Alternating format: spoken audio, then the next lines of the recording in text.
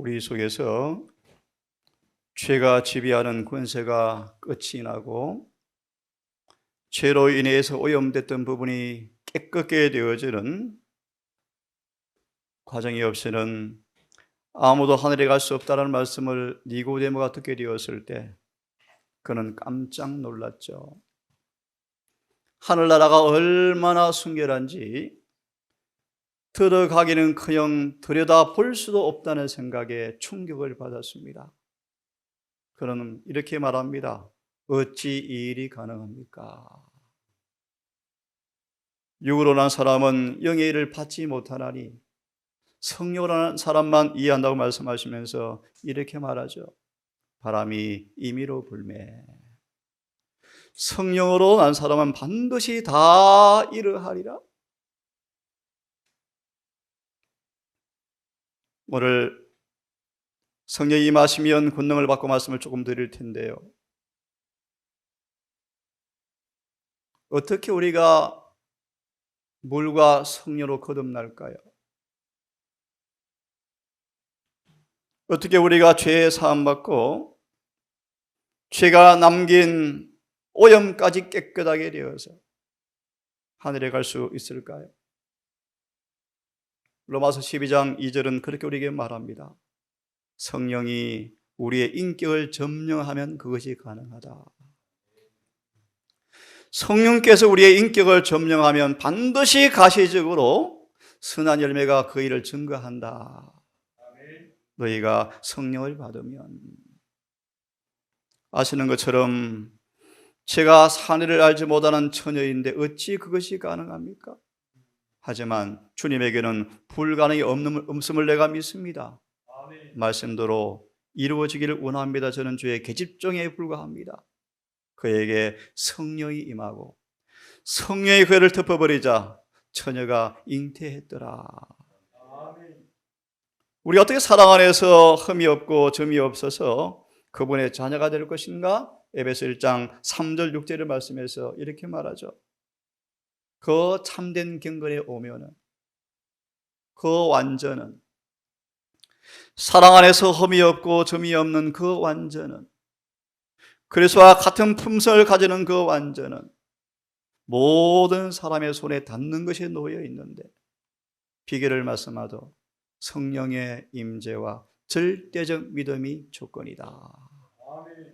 처녀 마리아처럼 그분의 모든 말씀이 절대적으로 이루어진다는 사실을 믿고 그런 자에게 성령이 임하시며 복음은 참된 과학으로 입증된다. 어떻게 타락해버린 인간이 죄에서 깨끗하게 된 삶을 살 수 있을까? 에베소 5장 2절과 27절은 주님과 같이 된다는 말의 의미는 순결하고 흠이 없는 상태를 가리킨다. 그 말의 의미를 히브리 9장 14절은 이렇게 말합니다. 그분은 계명을 지켰으므로 사탄이 관계할 것이 없는 흠이 없는 사람이었다. 마무리합니다. 산상본 55페이지는 이것이 바로 계명을 지키는 말의 의미이다. 이제 말씀을 드립니다. 너희가 나를 사랑하면 내 계명을 지키리니 이로써 그가 나를 사랑한 줄을 주님께서 알 것이요 우리가 그에게로 와서 거처를 함께 하겠다. 여러분, 성령이 임하여서 우리의 삶 속에 계명이 지키지는 사람들의 삶 속에 그들 내재 속에 그들 속에 아버지와 아들과 성령께서 그들 속에 거하시겠대요. 실물견 61페이지는 이렇게 말합니다. 이렇게 하시면 강하고 완전한 정신이 우리를 주관하게 될 것인데 우리는 거룩한 생애를 통해서 예수께 완전히 사로잡히게 될 것이다. 요한복음 14장 23절을 인용하시면서 이렇게 마무리합니다. 그분의 품성이 재현될 것이며 30배, 60배, 100배 결실을 맺게 될 것이다. 실묵은 이어서 69페이지는 말하죠. 주님이 당신의 것이 재현되어지면 당신의 것을 취하기 위해서 찾기 위해서 이 땅에 재림하실 것이다. 오직 성령이 임하시면 너희가 권능을 받고 다시 말합니다. 오직 성령이 임하시면 권능을 받고 나가서 내 정인이 된다. 성령의 권능은 제한된 능력이 아닌 하나님의 충만한 능력 가운데 오실 것인데, 그 성령을 통하여 거룩한 품성을 나누어 받으면 유전적이고 배양된 악의 경향, 추세를 이기며 당신의 자신의 품성이 우리에게 인상, 감명시키는 방법으로, 도장이 찍히는 방법으로 성령을 주셨다. 그가 오시면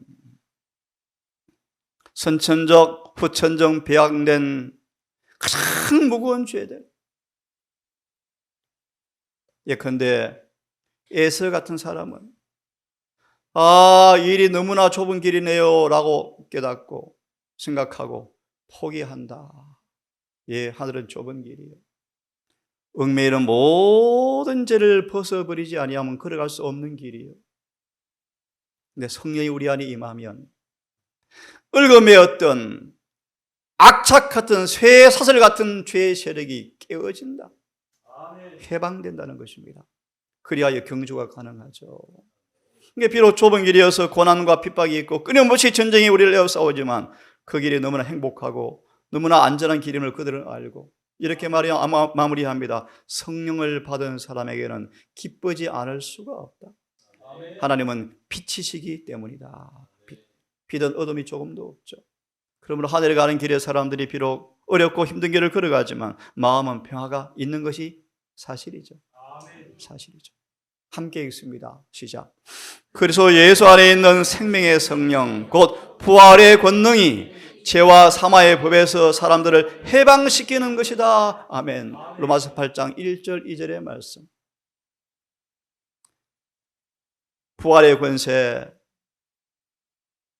죄를 해방하는 권세가 임하면 악의 권세는 깨뜨려지고, 아담과 하와가 최초의 영원한 복음의 소식을 듣고 말씀에 따라서 제사를 드리는 걸 바라보아서 사단은 움츠러들었대요. 떨었대요.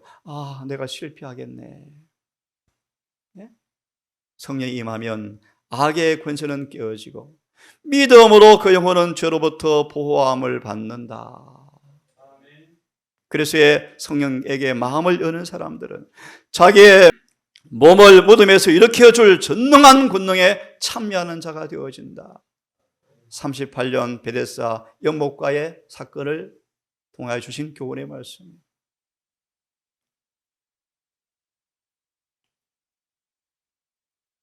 성령의 권능은 진정으로 죄를 뉘우치고 용서를 받는 그 사람 앞에 영혼의 방패로 성령이 주어지는데, 이제 성령의 영혼의 방패가 된 사람들은 한 사람도 원수의 권세 아래 들어가도록 성령께서 허락하지 않으실 것이다. 얼마나 강력한 약속의 말씀입니까, 여러분? 실패와 손실과 불가능과 패배 같은 것은 예수와 같이 있을 수가 없다. 요한에서 4장의 말씀, 성령의 임재를 통해서 예수가 거하는 사람들은 그 예수가 우리의 주인이기 때문에 우리가 마음의 집에서 그분을 내어 쫓지 아니하면 우리의 집을 지키는 종으로서 히브리 3장처럼 우리의 집을 지키는 종으로 내가 봉사해 줄게. 그 예수님께서 우리의 집에 다른 주인이 들어오도록 절대로 그분이 허용하지 않겠대요.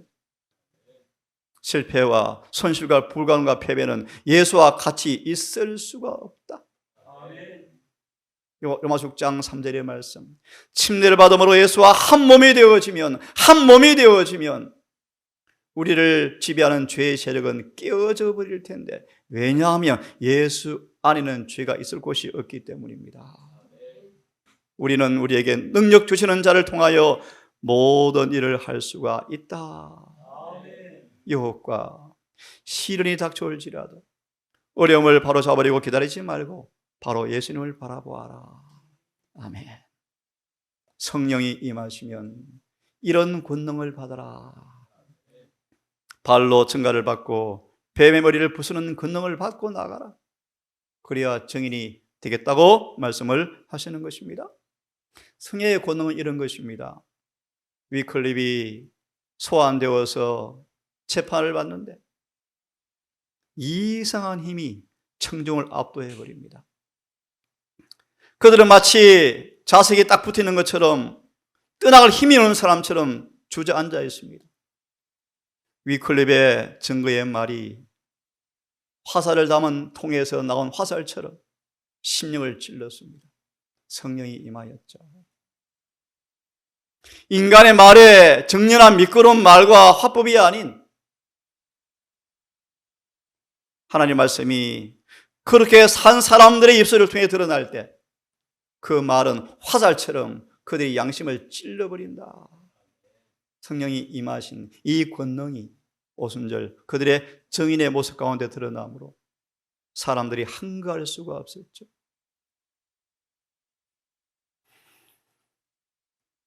성령이 임하면 한 마음과 한 뜻이 되어지고 말씀을 전할 때 구원받는 사람을 날마다 더하게 하는 일이 일어날 텐데 이런 모습을요 다음 문장에 보여드리겠습니다. 성령의 권능으로 진리가 무장되어지면 죄악과의 싸움에서 승리할 것과 언젠가 피 묻은 임마누엘의 깃발이 제자들 위해서 의기양양하게 휘날릴 것을 하나님은 예수께서는 아시고 성령을 우리에게 주기를 원하셨다. 성령이 임하시면 죄와의 싸움에서 뭐 한다고요? 이긴다. 원수의 고지에 뭘 꽂아버립니까? 주님의 깃발을 꽂을 것입니다. 여러분 성령을 구하십시오. 성령을 받으십시다.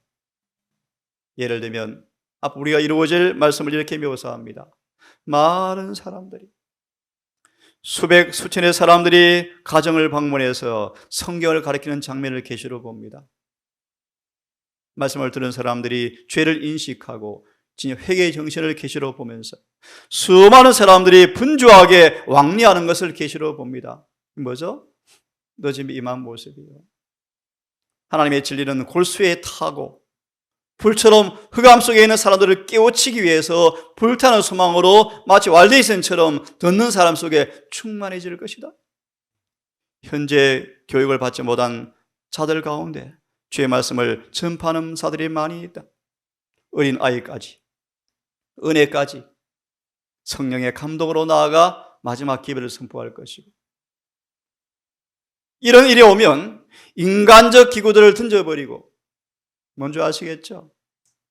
속박하는 제도와 섬세한 절차에서 다 벗어나서 이때는 조직이 없습니다, 여러분. 합회도 없습니다. 필요가 없습니다, 여러분. 벗어나서 성령의 권능을 힘입은 사람들이 진리를 선포하게 될 것이다. 큰 무리가 마지막 여호와의 군대에 14만 4천 군대에 참여하게 될 것이다. 늦은 비의 임함의 모습이에요. 사람이 주님께 굴복하면 새 능력이 임함을 인간의 마음을 점령해 버린다. 인간 스스로 성취할 수 없는 초자연적 요소가 임하는데 그들은 이 배역한 세상에 하나님께서 사시는 성체가 되어서 하나님 외의 권위는 어떤 것도 성체에 용납하지 않게 하시겠다. 그들은 사탄의 공격에 성령으로 채워진 사람들은 난공불락이 된다. 아멘. 그래서 구원이 선물입니다. 성령을 받아야 구원받습니다. 그렇죠? 함께 읽습니다. 너희가 만일 성령의 인도하시는 바가 되면 율법 아래 있지 아니하리라. 죄의 지배를 받지 아니하리라. 맨날 안 된다, 안 돼. 정죄 아래 있지 아니한다. 육신에게 속하지 아니한다, 그런 뜻입니다. 율법 안에서 친구가 되어서 조화를 이루겠죠? 예수의 품성의 사제를 따라서 신세계의 충만한 품성을 따라서 사모하고 원하고 그렇게 원하여서 어제 교과의 말씀처럼 내 안에 가는 성령께 늘 순복하는 사람들은 그 성령께서 너의 속사람을 능력으로 강건하게 해주겠다. 강건하게. 연약한 마음이, 우유부단한 마음이 강하게 되어지죠. 그래서 다윗같이 되어지죠. 골리앗의 40일간 도전 앞에 치주군처럼 다 도망가 있는데 소년 다윗이 나아가지 않습니까? 다윗같이 되겠고 우리는 성령의 창조의 능력을 느껴야 한다. 새 마음을 창조받고, 참 기가 막힌 말씀이 여러분, 은혜로 부드럽고 섬세하게 보존되어진다. 섬세하다. 예수님처럼 말 한마디 행동 하나, 표정 하나까지 섬세하죠. 화법도요, 말투도요, 억양도요, 빛깔도요. 하나님은 섬세한 분이세요. 섬세. 이기적인 정신은 영혼에서 없어져야 하고, 각 사람은 성령을 통하여 지도를 받고 용기를 받고 예수를 열렬하게 바라보면서 겸손한 마음으로 힘써 일하면서 성령을 받은 사람들은 각자 하나가 되어서 연합하여서 주님이 가는 성전으로 함께 지어져 간다. 여러분, 전도는, 제가 아는 전도는 사도행전 마지막 챕터에 건축가로 부름받은 것이 전도법입니다. 금과 은과 보석으로만 지을 영혼을 구주께 인도해서 내가 어떻게 금과 은과 보석으로 지어진지를 간증하면서 방법을 소개하고 회개의 방법을 소개하고 성령을 소개해서 그들도 나처럼 우리 경험처럼 주님이 갈 집으로 짓도록 도와주는 침묵꾼들이 전도하는 사람들입니다. 교회 만드는 것이고요, 교리 가르쳐서 침례받는 그것이 아니고, 여러분, 궁극적으로 하나님의 성전으로 만드는 그 일에 주님의 보조자로 부름받은 것이 전도입니다. 여러분, 성령이 임하지 아니하면 교회로는 영혼을 인도하지만 주님께로 인도할 수가 없습니다. 여러분, 늦은비가 임하고 오기 전 흔들림이 오면 교회가 거의 없대요. 뭐요? 다 가라지죠, 가라지. 에스겔 37장, 그들의 침례를 받은 후 교회 농명책에 기록되어서 교회와의 관계는 있을지 모르지만, 어떤 부수의 일을 열심히 할 수 있을지 모르지만 생기가 없다, 성령이 없다. 그런 사람들은 구원을 자신들의 방식으로 정의한다. 그들은 속았다. 살았다나 죽은 사람에 불과하다. 성령이 임하셔야만 추수의 들판에서 예리한 낫이 되어서 영혼을 추수하겠다. 기가 막힌 말씀이죠. 주님께서 우리에게 성령을 통하여 예리한 낫이 되게 해서 추수꾼으로 우리를 보내주시겠다. 그리고 너희는 예루살렘에 머물러서 떠나지 말고 성령이 임하여 권능을 받을 때까지 머물러라. 그들은 전혀 10일간 전혀 기도에 힘썼더라. 한번 읽습니다. 시작. 성령의 변화시키는 능력을 통하여 그의 입혀주신 의를 받음으로써 그분과 같이 된다. 개성요. 그리스도의 모습을 간직하게 되고 그것이 그의 전 존재를 사로잡는다. 이것이 은혜 충만, 성령 충만의 말의 의미이다. 이 말씀 읽어드리고 아침 마무리합시다. 제가 사모하는 말씀입니다. 바울은 능력 있는 설교자였다. 어떤 사람도 흉내낼 수 없는 방법으로 복음을 전한 사람이 사도 바울입니다. 보실래요? 하늘 궁전에 본 다른 많은 것들이 바울의 가르침 속에 짜여 있었다. 진리는 좌우의 날선 금처럼 번쩍였다. 성령께서 그의 마음에 생생하게 진리를 감명시켰고, 그것이 제시가 될 때 어떤 사람도 흉내도 못하는 방법으로 바울은 설교하였다. 바울은 성령의 나타남으로 말하였고 능력 있게 말한 사람이 바로 사도 바울이었다. 저 여러분에게 이런 성령의 마음을 통하여 조금 전 말씀처럼 예리한 낫이 되어서 하나님의 봉사의 도구로 잘 쓰임받는 추수꾼으로 모두 다 나서게 되기를 간절히 바랍니다. 늦은 비가 이곳에 있지 않을 것입니다. 다 흩어질 것입니다. 주님 뿔뿔이 흩어질 것입니다. 핍박이 올 것이니까 자동적으로 흩어지겠죠. 우리는 각자 이제 서두의 말씀처럼 성령의 능력으로 모장된 진리를 가지고 가정을 방문하고 영혼을 찾아서 마지막 추수꾼으로 주님께 헌신하다가 순교당하기도 하겠죠. 살아 주를 만나는 영광스러운 그 자리까지 모두가 나아가기를 바라면서 말씀을 마치겠습니다. 거룩하신 아버지, 이 아침 호흡처럼 숨을 쉬지 않으면 죽는 것처럼 우리에게 성령이 필요하오니 아버지, 약속하신 성령님을 우리에게 허락하여 주시옵소서. 혹 구하여도 받지 못하는 원인이 뭔가 알게 하셔서 그 방해물을 치우게 하셔서 우리 속에 성령 임재함을 통하여 의가 나누어지고 우리 인격이 성령으로 사로잡힌 바 되어지고 새롭게 되어서 마음과 정신이 민활해지고 섬세해지고 거룩해져서 주와 같은 거룩한 생애가 의가 가시적으로 드러나는 우리의 삶 되게 해 주시옵소서. 오늘 한날도 아버지 성령을 우리에게 허락하셔서 매 발걸음마다 매 순간마다 우리의 마음을 은혜로 채우시고 은혜로 주관하여 주셔서 오늘도 육신을 따라 살지 말게 하옵시고 우리의 생각대로 살지 말게 하옵시며 생명의 법, 성령의 법을 따라 순응함으로 의가 이루어지는, 율법이 이루어지는 순종의 행복한 삶이 가능한 죄가 승리되어지는 경험이 오늘 우리의 분복이 되게 해 주시옵소서.